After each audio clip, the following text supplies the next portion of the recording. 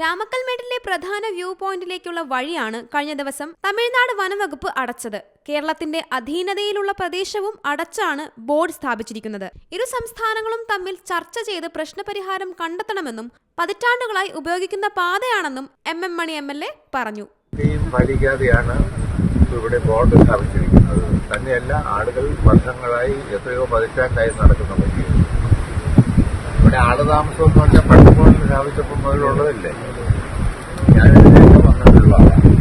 കാനനപാത കടന്നു പോകുന്ന പ്രദേശത്തിന്റെ ഒരു ഭാഗം കേരളത്തിലാണ്. ഇവിടേക്കുള്ള പ്രവേശനം കൂടിയാണ് തമിഴ്നാട് തടഞ്ഞിരിക്കുന്നത്. ദിവസേന ആയിരക്കണക്കിന് വിനോദസഞ്ചാരികൾ എത്തുന്ന രാമക്കൽമേട്ടിലേക്കുള്ള പ്രവേശനം തടഞ്ഞതോടെ പ്രതിഷേധവും ശക്തമാവുകയാണ്. ബോർഡ് മാറ്റി വഴി പുനഃസ്ഥാപിച്ചില്ലെങ്കിൽ തിങ്കളാഴ്ച കമ്പംമേട് ചെക്ക് പോസ്റ്റ് ഉപരോധിക്കുമെന്ന് വ്യാപാരി വ്യവസായ സമിതി ഇടുക്കി ജില്ലാ കമ്മിറ്റി വ്യക്തമാക്കി. നമുക്കറിയാം, നാട്ടിൽ വലിയ പ്രതിസന്ധി പല സാഹചര്യങ്ങളിലൂടെ സംജാതമായിരിക്കുന്ന സാഹചര്യത്തിൽ ഈ മേഖലയിലുള്ള നൂറുകണക്കിനായിട്ടുള്ള കുടുംബങ്ങൾ ഉപജീവനമാർഗം നടത്തുന്നത് ഈ ടൂറിസം മേഖലയെ ആശ്രയിച്ചാണ്. അപ്പോൾ ടൂറിസ്റ്റുകൾക്ക് കടന്നു വന്ന് അവർക്ക് ഈ പ്രകൃതി സൗന്ദര്യം ആസ്വദിക്കാനായിട്ട് തടസ്സം നിൽക്കുന്ന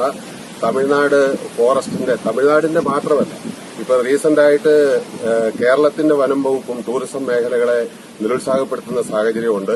അതിനോടും വ്യാപാരി വ്യവസായി സമിതി ശക്തമായിട്ടുള്ള ഒരു പ്രക്ഷോഭത്തിന് മുതിരുകയാണ്. MM മണി MLAയുടെ നേതൃത്വത്തിൽ ഹൈറേഞ്ചിലെ വിവിധ ഗ്രാമ ബ്ലോക്ക് പഞ്ചായത്ത് പ്രതിനിധികളും വ്യാപാരി വ്യവസായി സമിതി ഭാരവാഹികളും മേഖലയിൽ സന്ദർശനം നടത്തി. Zee Malayalam news, Idukki. പുതിയ വാർത്തകളും വിശേഷങ്ങളും ഇനി വിരൽ തുമ്പിൽ. എല്ലാ ഡിജിറ്റൽ പ്ലാറ്റ്ഫോമുകളിലും ഇപ്പോൾ സീ മലയാളം ന്യൂസ് ലഭ്യം.